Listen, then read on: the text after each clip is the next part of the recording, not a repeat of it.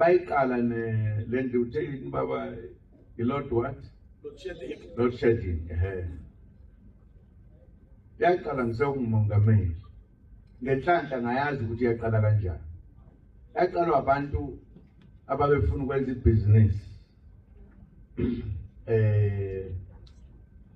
basebethi kwakunemali kule nhlangano lokuthiwa ndile nhlangano kagesi Telkom Eskom okay kwakunemali engango 5 billion eyayikhona ku-Eskom ihleli laba basebenzayo lapha basebenza le mali asenze ngayo amabhizinisi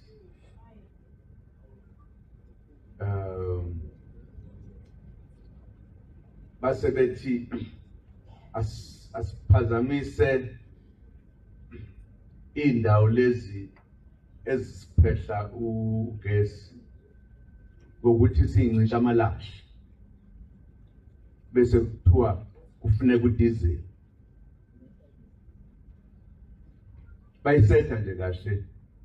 basebeqala ke basebethatha le mali benikana ke bezamabhizinisi ukuthi akube khona inkinga ngamalashe ukuthi ashota kwazi ukuthi kwenziwana abalungile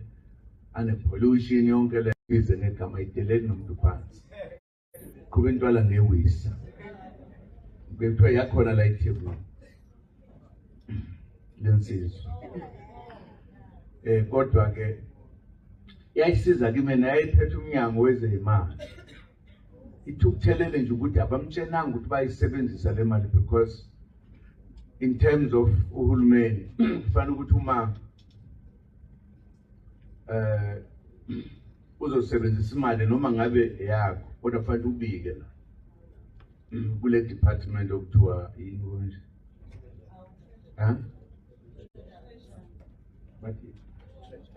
or treasury okay yeah it's treasury angifuni nazi ubani ukhuluma ngayo ngizamfuna icashisa yayithukuthelele lokho nje ukuthi bayisebenzele imali ku-president pero njenani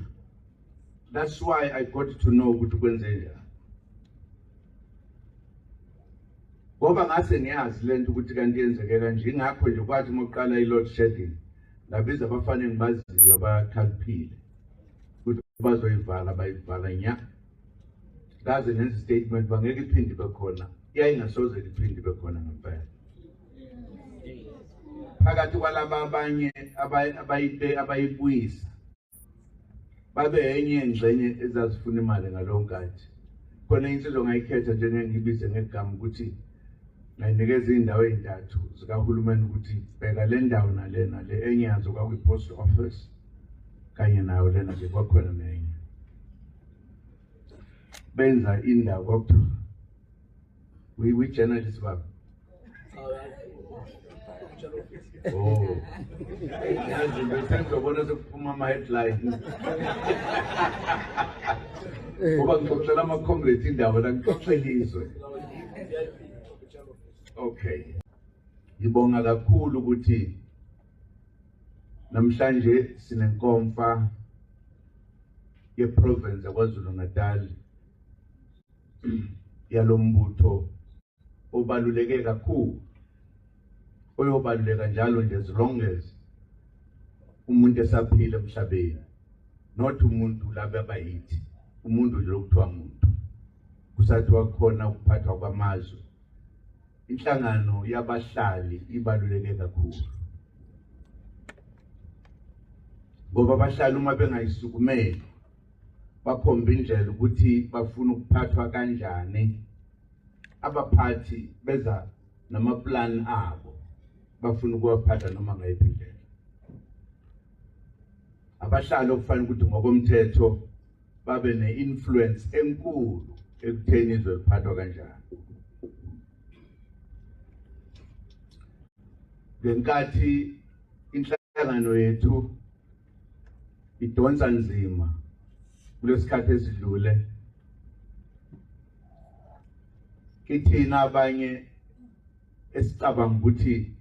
siyazi ukuthi iyabakhonelana lenhlangano lokubhlungu kakhulu futhi bekudabukisa kuyajabulisa ukuthi namhlanje sisiqoqile ukuthi sihlangane sibe khona sibalwe nathi kwabaningi abanezwi ekubusweni kwezwe lakithi iSouth Africa. Abanye abantu noma inhlangano ngesinye isikhathi zinama policies ahlukene ngoba basuke benzela ukuthi kuphumelele imbono yenhlangano zabo. Inhlangano ngesinye isikhathi zinembono ehlukahlukene. Kodwa iSANCU ikhonela ukuthi ibe nombono wokuthi wonke umuntu ose-South Africa uyalithola ilungelo lakhe nezwe liphathwa ngendlela efanele nebahloniphayo abantu